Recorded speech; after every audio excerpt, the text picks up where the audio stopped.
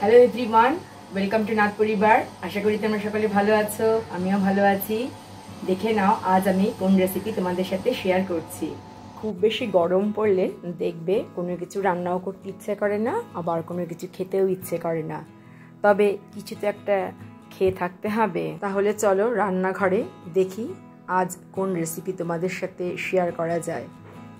আজ তোমাদের সাথে শেয়ার করছি একটা খুব সাধারণ রেসিপি, সেটা হলো আলু চোখা। তবে এই আলু চোখাটা আমি সম্পূর্ণ তৈরি করব কড়াইতে।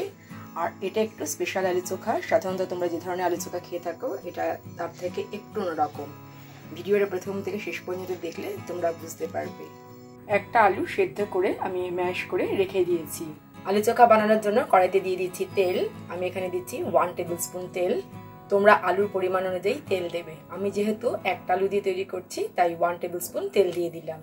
এবার তেলে দিয়ে দিচ্ছি কালো জিরে ফোড়ন। আমি 1/2 টিস্পুন কালো জিরে দিয়ে দিলাম শুকনো লঙ্কা। শুকনো লঙ্কাটা আমি টুকরো করে দিয়েছি।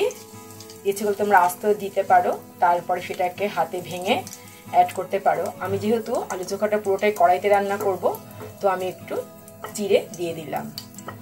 ফোড়ন খুব ভালো করে ফ্রাই হয়ে যাওয়ার পর দিয়ে দিলাম একটা কুচনো পেঁয়াজ আর টেস্ট অনুযায়ী নুন।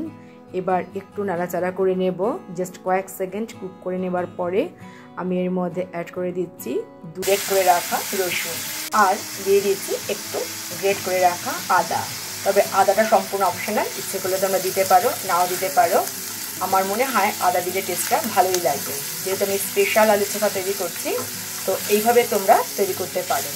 স্পেশাল এই কারণেই বলছি, যেহেতু আমি কড়াইতেই তৈরি করে ফেলবো আলু চোখা, আলাদা করে আর মাখবো না। একটু হলুদ গুঁড়ো দিয়ে দিচ্ছি, তবে এটা অপশনাল, ইচ্ছে করলে তোমরা হলুদে দিতে পারো, নাও দিতে পারো। হলুদ খাওয়া খুবই ভালো, তো রান্নায় একটু হলুদ দিলে রঙটাও ভালো হবে আর দেখতেও সুন্দর লাগবে।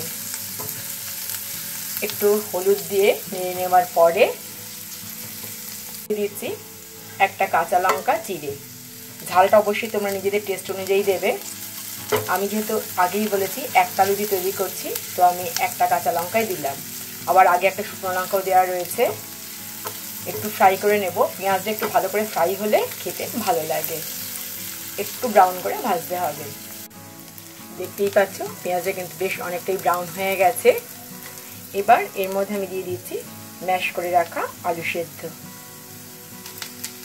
দিয়ে দিচ্ছি টেস্ট অনুযায়ী নুন। দিয়ে দেব একটু চিলি ফ্লেক্স, তবে এটা অপশনাল, ইচ্ছে করলে তোমরা দিতে পারো, নাও দিতে পারো। নেক্সট আমি এর মধ্যে অ্যাড করে দিলাম সামান্য একটু লাল লঙ্কার গুঁড়ো বা রেড চিলি পাউডার। তবে ইচ্ছে করলে তোমরা এটা দিতে পারো, নাও পারো। সমস্ত ইনগ্রেডিয়েন্টস দিয়ে খুব ভালো করে মিশিয়ে নেওয়ার পরে এর মধ্যে আমি অ্যাড করে দিলাম ম্যাজিক মশলা। দিয়ে দেব 2-4 দানা চিনি। নেক্সট আমি এর মধ্যে অ্যাড করে দিলাম একটু গরম মশলার পাউডার। এটা দিলে কিন্তু বেশ ভালো লাগবে। যেহেতু স্পেশালভাবে তৈরি করছি, তাই এই সমস্ত ইনগ্রেডিয়েন্টস দিয়ে দিলাম। ভালো করে নাড়াচাড়া করে নেবার পরে লাস্ট আমি এর মধ্যে দিয়ে দিয়েছি ধনেপাতা কুচি। সব কিছু খুব ভালো করে মিশিয়ে নেব। যেহেতু খাওয়াটা সম্পূর্ণ নিজস্ব রুচি অনুযায়ী হয়, যদি তোমাদের মনে হয় এর মধ্যে কিন্তু একটু ড্রাই রোস্টেড বাদামও দিয়ে দিতে পারো, তাহলেও কিন্তু বেশ ভালো লাগবে। আলু চোখা সম্পূর্ণ রেডি। এবার গ্যাসের ফ্লেম অফ করে দেব, তারপর তোমাদেরকে সার্ভ করে দেখাচ্ছি। একটা প্লেটে আমি সার্ভ করে দিচ্ছি আলু চোখা দিয়ে ভাত। যদিও আমি গরম ভাতের সাথে আলু চোখা দিয়ে দিলাম, এটা কিন্তু পান্তা ভাত বা ভেজা ভাতের সাথেও বেশ ভালো লাগবে খেতে। দিয়ে দিলাম একটা পেঁয়াজ, অল্প একটু নুন। ইচ্ছে করলে তোমরা কাঁচা লঙ্কা কিংবা একটা শুকনো লঙ্কা ভেজেও কিন্তু খেতে পারো, তাতেও অসাধারণ লাগবে। জাস্ট কয়েক মিনিটের মধ্যেই তৈরি হয়ে যায়, কোনো ঝামেলা নেই, তোমরা দেখতেই পেলে। তাহলে যেদিন রান্না করতে ইচ্ছে করবে না, সেদিন তোমরা এটা তৈরি করে নিতে পারো। খাওয়াটা কিন্তু ভালোই হবে। আর ভিডিওটা প্রথম থেকে শেষ পর্যন্ত দেখার জন্য তোমাদের অসংখ্য ধন্যবাদ। আশা করি আজকের ভিডিওটা সকলেরই ভালো লেগেছে। তাহলে আজ এই পর্যন্তই। দেখা হবে আবার নেক্সট ভিডিওতে। ততক্ষণ পর্যন্ত তোমরা সকলে ভালো থেকো। টাটা।